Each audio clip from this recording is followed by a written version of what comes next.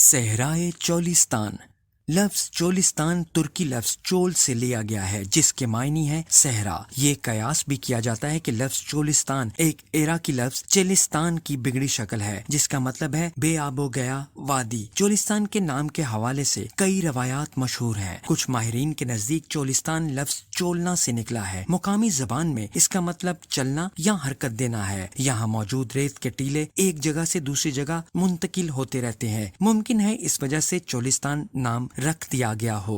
یہاں کے مقامی لوگ اسے روہی کا نام بھی دیتے ہیں۔ مقامی زبان میں روح پہاڑ کو کہا جاتا ہے۔ چولستان میں آپ جدھر بھی نظر دوڑائیں ریت کے ٹیلے پہاڑوں کا سا منظر پیش کرتے ہیں، اس لیے خیال کیا جاتا ہے کہ اسی مناسبت سے اسے روہی کا نام دیا گیا۔ مقامی روایات کے مطابق لفظ چولستان کا ماخذ چولی ہے۔ اس کی وجہ عموماً یہ بیان کی جاتی ہے کہ چولستان کی عورتیں چوک کے گھاگرے پر کسی ہوئی چولی پہنتی ہیں جو کہ شکل و شباہت کے لحاظ سے یہاں کے ٹیلوں سے ملتی جلتی ہے۔ مورخین کے مطابق کسی زمانے میں چولستان میں تقریباً 400 قلعے موجود تھے۔ ان قلعوں کی دیواریں جپسم اور گارے سے تعمیر کی گئی تھیں۔ ان قلعوں میں سب سے مشہور قلعہ ڈیراور ہے۔ یہ قلعہ صحرا کے تقریباً وسط میں واقع ہے۔ اس چکور قلعہ میں 40 برج ہیں۔ اس قلعہ میں موجود سرنگ اپنے عروج کے زمانے میں دہلی تک جاتی تھی۔ قلعہ کی دیوار کے ساتھ ایک نالا ہے۔ مورخین کے مطابق یہاں سے ایک دریا گزرتا تھا جو دریائے ستلج کی ایک شاخ تھی۔ چولستان میں جہاں آج ہمیں سنہری چمکتی ریت نظر آتی ہے، وہاں کسی زمانے میں سرسبز کھیت لہرایا کرتے تھے۔ ماہرین آثار قدیمہ کے مطابق تقریباً 4000 سال قبل مسیح میں اس صحرا کے بیچوں بیچ دریائے ہاکڑا گزرتا تھا۔ اس دریا کو ہندوؤں کی مذہبی کتابوں میں دریائے سرسوتی کا نام دیا گیا ہے۔ وقت گزرنے کے ساتھ ساتھ قدرتی آفات اور جغرافیائی تبدیلیوں کی وجہ سے دریا خشک ہو گیا۔ پانی نہ ہونے کی وجہ سے زمین بنجر ہوتی گئی۔ دریا کے کناروں پر آباد قصبے ویران ہوتے گئے۔ یوں ایک پوری تہذیب خشک سالی کی نظر ہو گئی۔ ہرے بھرے کھیت و کھلیان ریتلے صحرا میں تبدیل ہو گئے۔ ماہرین کا کہنا ہے کہ دریائے ہاکڑا کے دونوں کناروں کے ساتھ ساتھ تقریباً 400 کے قریب تاریخی اہمیت کے حامل کھنڈرات کے نشانات ملتے ہیں۔ ان تاریخی آثاروں کے بارے میں کہا جاتا ہے کہ یہ 4 سے 5000 سال پرانے ہیں۔ یوں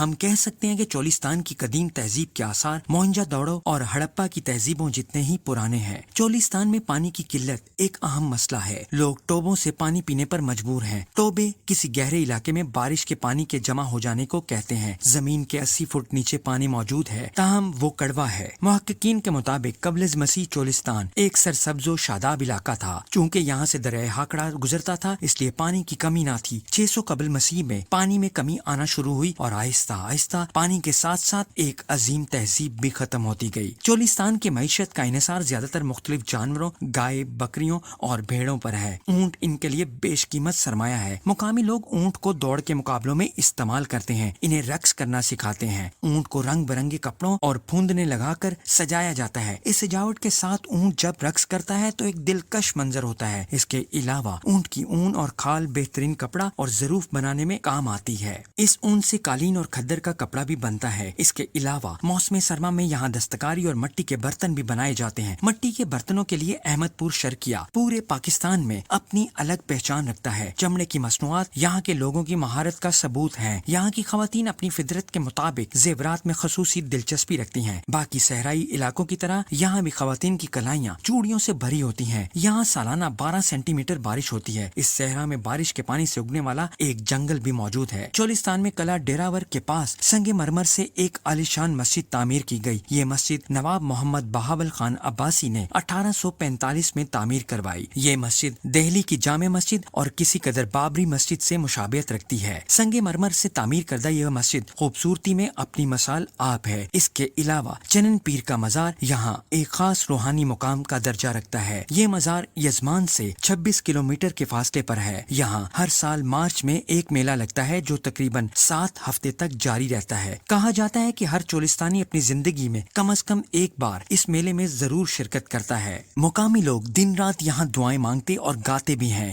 سونا چنن پیر دیوے پتر تے کھیر۔ لوگوں کے نزدیک یہاں آ کر من کی مراد پوری ہوتی ہے۔ یہاں فروری کے مہینے میں ہونے والی جیپ ریلی پاکستان سمیت دنیا بھر بھر میں اپنی خاص پہچان رکھتی ہے اور سیاحوں کی توجہ اپنی طرف کھینچتی ہے۔ چولستان ڈیزرٹ جیپ ریلی کا پہلی بار انعقاد 1995 میں کیا گیا تھا۔ یہ جیپ ریلی بلا شبہ یہاں کی علاقائی، ثقافتی اور تاریخی ورثے کی طرف بین الاقوامی سطح پر روشناس کرانے کی کوشش ہے۔ اس ریلی میں چاروں صوبوں سے افراد شریک ہوتے ہیں۔ یوں مقابلے کے لیے صحت مند ماحول کے ساتھ ساتھ بھائی چارہ اور باہمی اتحاد و یکجہتی کو بھی فروغ ملتا ہے۔ چولستان بہاولپور شہر سے تقریباً 30 کلومیٹر کے فاصلے پر واقع ہے۔ یہ وسیع و عریض صحرا ہے جس کا رقبہ تقریباً 26,300 مربع کلومیٹر ہے۔ یہ ایک طرف سے سندھ میں صحرائے تھر تک جاتا ہے تو دوسری طرف یہ بھارت میں راجستھان تک پھیلا ہوا ہے۔ چولستان کی سیاحت کے لیے آپ جانا چاہتے ہیں تو سب سے پہلے جنوبی پنجاب کے شہر بہاولپور جانا پڑے گا۔ صحرائے چولستان کے گرد بہاولپور، بہاول نگر اور رحیم یار خان کے اضلاع ہیں۔ بہاولپور کو صحرائے چولستان کا دروازہ کہا جاتا ہے۔ یہ شہر لاہور سے تقریباً 440 کلومیٹر کے فاصلے پر واقع ہے۔ ریل گاڑی یا بس کے ذریعے یہاں بآسانی پہنچا جا سکتا ہے۔ سیاحوں کے قیام کے لیے